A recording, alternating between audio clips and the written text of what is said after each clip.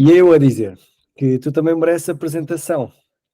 Quase que não mereces, mas também mereces, não é? Porque, para quem não sabe, o Guel é o meu coach, eu acho que todos já sabem, aqui acho que já todos sabem. O patrão diz, acho que o Miguel dispensa apresentações. Na verdade, porque que ele quase que dispensa? Porque eu falo com ele tanto que isto acontece-me com algumas pessoas, com o patrão também me acontece algumas vezes, e isto também vos acontece a vocês de certeza.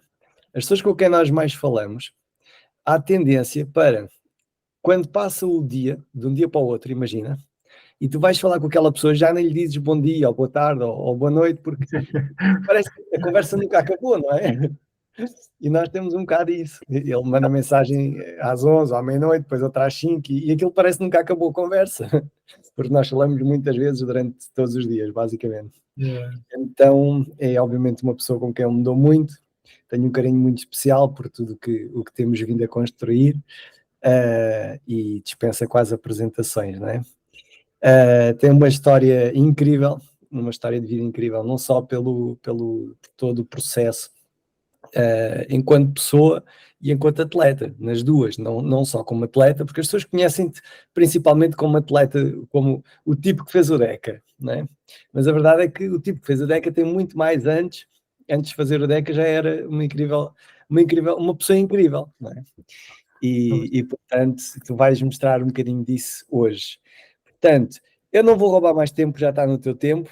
Aproveita aí o teu tempo, aproveita o palco, fica à vontade, é alguma coisa, estou por aqui. Tá bom? Um abraço e até já. Tá bom, obrigado. Bem, obrigado pela apresentação e pelas tuas palavras. Bem, eu, como o Diogo disse, sou, além de atleta, também sou o treinador dele. E como ele estava a contar, eu fiz o DECA, entre o DECA fiz também outras provas de luta à distância, das maiores provas de triatlo que existe no mundo.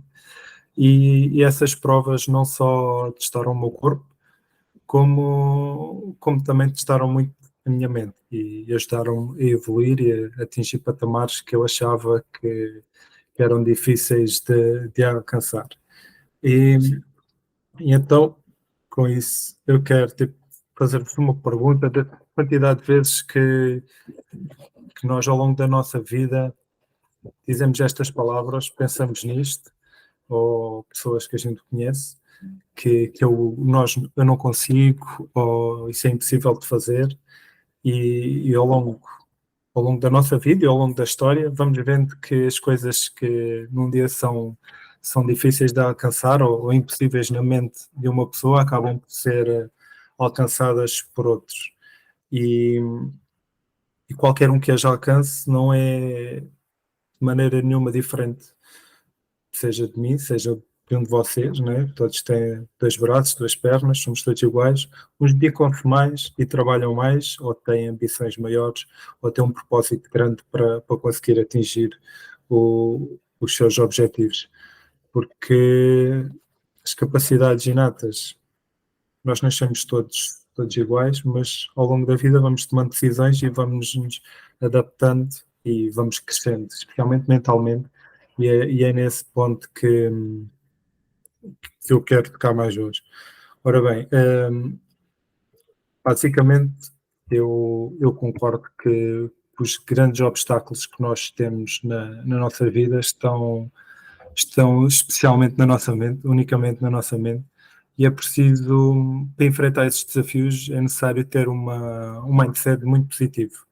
É importante nós acreditarmos que somos capazes de superar qualquer coisa que nos proponhamos a fazer, e eu falei um pouco disso no brainstorming. Quem esteve no brainstorming, eu contei a história toda, a minha história de vida e as superações que eu tive ao longo da minha vida cada vez foram maiores, ou seja, eu não comecei a fazer o DECA, eu passei por muito, e tudo isso o que me permitiu alcançar e fazer o DECA. E eu, quando contei a história do duplo, mostrei também a importância de nós acreditarmos em nós próprios e acreditarmos que nós conseguimos alcançar os nossos objetivos. Eu não sei quem viu, que guarda, eu disse, no duplo eu não tinha ninguém que acreditasse que eu conseguisse ir fazer aquilo. Eu estava a fazer uma coisa que que era nova, nunca ninguém tinha feito o dobro da distância do Ironman de forma consecutiva, então para a cabeça de todos, especialmente daqueles mais próximos que devem ser quem nos apoiam, era uma coisa do outro mundo, e então ninguém acreditava que eu conseguia fazer. Então, em vez de apoiar, acabavam por, de certa forma, não incentivar e não apoiar. E o que aconteceu foi que eu acreditei que eu conseguia fazer, e por mais que o mundo dissesse que não era possível ou que eu não iria fazer, eu fui e fiz. E a verdade é que fiz o duplo, o triplo, e cheguei ao Deca. Por isso é muito importante nós termos uma mentalidade positiva e acreditarmos que nós somos capazes, porque nós todos somos capazes de atingir alguma coisa. Eu queria contar um estudo que foi feito, não foi há muito tempo, foi em 2007, por um italiano, Fabrizio Benedetti, que ele fez um estudo com ciclistas, que ele deu um produto aos ciclistas para melhorar a performance, explicou aos ciclistas que com aquele produto a performance deles iam ser melhoradas. Eles tomaram esse tal produto e a verdade é que houve uma melhoria substancial no desempenho físico desses atletas. Todos eles melhoraram a performance. Todos eles tomaram o produto, ou seja, no fundo, assim que terminou o estudo, ficamos a saber que esse produto não tinha qualquer componente ativo. Aquele produto não era mais do que um efeito placebo. O produto que eles tinham consumido tinha sido água salgada.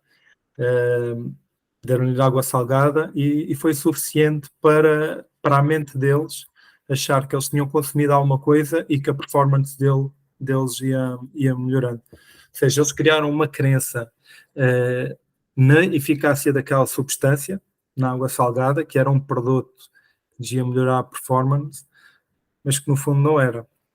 E isso só mostra que existe uma grande interação entre a mente e o corpo, não é?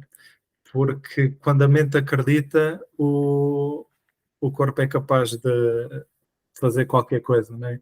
É só seguir. Outra coisa muito importante que eu estava a falar ainda há pouco, que é relativamente ao propósito, né? O propósito é algo muito importante, que quando nós queremos ter um objetivo, isso vai medir o quanto nós estamos dispostos a passar, ou o que é que estamos dispostos a fazer e o quanto estamos dispostos a dedicar para conseguir para atingir esse objetivo. E o propósito, no fundo, à medida que o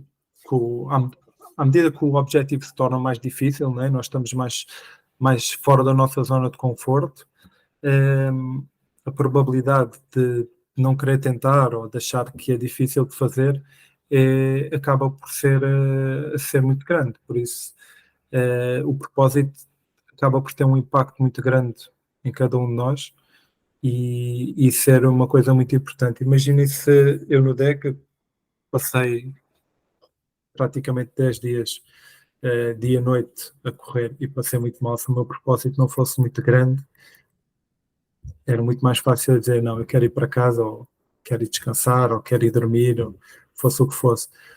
E por isso é importante nós vermos bem se temos o nosso propósito bem definido. E vou dar um exemplo de uma coisa que aconteceu aqui na Costa. A minha mulher, a Anastácia, ela faz paddleboard, que é umas placas com os pregos em que as pessoas podem se pôr em cima, e aquilo tem vários efeitos terapêuticos, mas também tem, na minha opinião, eu como eu uso, é um pouco como lidar com a mente, com a dor, e conseguir superar, conseguir fazer uma divisão entre o que nós sentimos e aquilo que pensamos e o que é que vai para a cabeça. E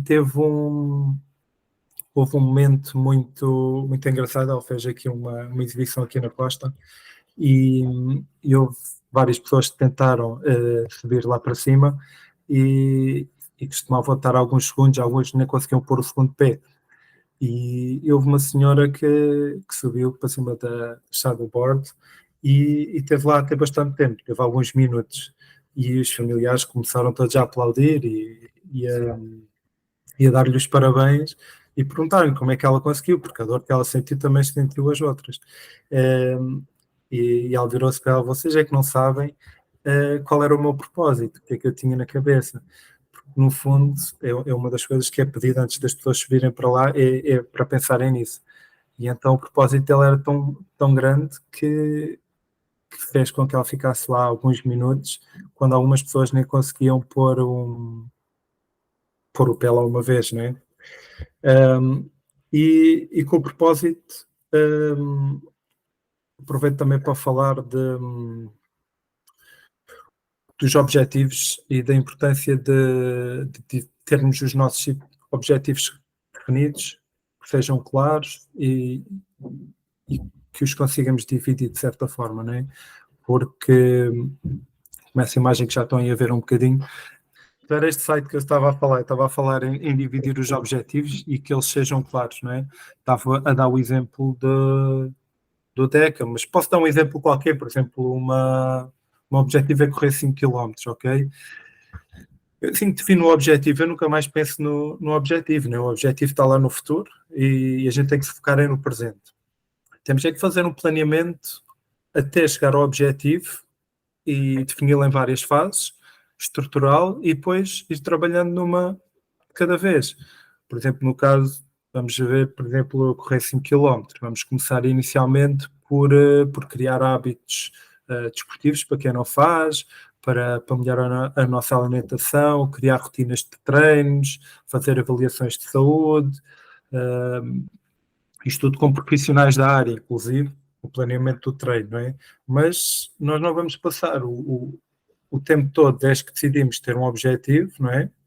Até a altura do objetivo, a pensar que vamos correr 5 km. Correr 5 km é uma coisa que está fora do nosso zona de conforto, não é? É uma coisa que para nós é difícil, neste caso para quem irá fazer, e então isso vai criar ansiedade e não vai ajudar de maneira nenhuma. É como tu estás agora, o Diogo está a treinar para o duplo, ele todos os dias acordar de manhã a pensar que vai fazer centenas de quilómetros de seguida e vai passar uma noite em branco a correr, porque não ia ajudar nem nos treinos, nem a nada.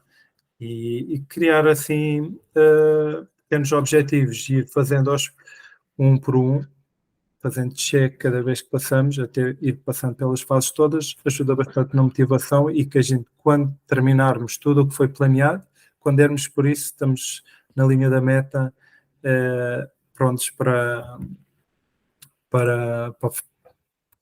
concluir o nosso objetivo, e aí não há maneira de falhar, não é?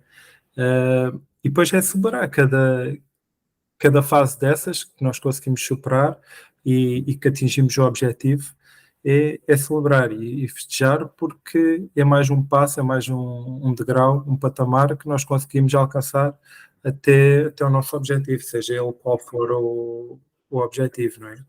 Aliás, na neurociência diz-se muito que os momentos de celebração ativam o sistema de recompensa do cérebro e fortalecem os caminhos neurais e que estão associados ao sucesso. Ou seja, está mais que estudado que ao fazer isto que vamos ter sucesso.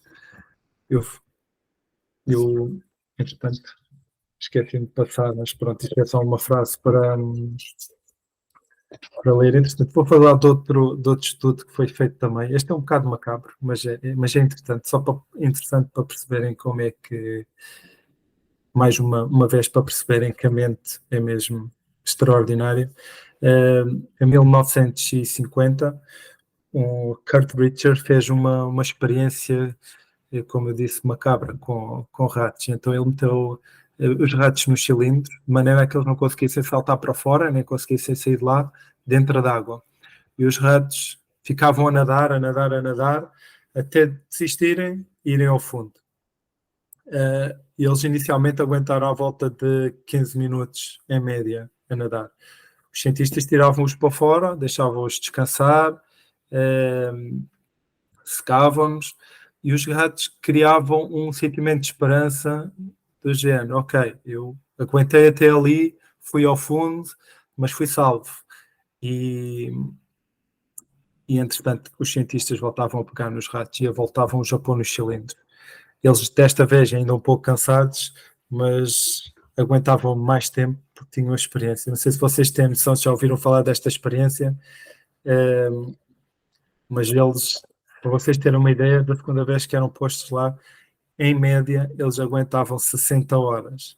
Ou seja, eles passaram de 15 minutos para 60 horas e houve até um dos ratos que aguentou 81 horas.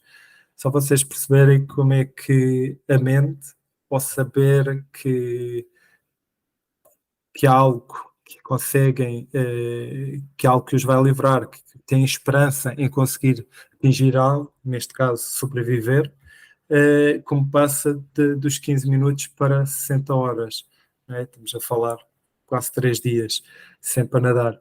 E isto mostra como o cérebro comanda completamente o corpo, ou seja, está anos-luz à frente do nosso corpo. O corpo pode desistir e não querer fazer, mas o cérebro consegue sempre dar outputs, como estão a ver aqui os ratos a nadar, coitadinhos, e eles passaram nisto 60 horas, o que é incrível, não é?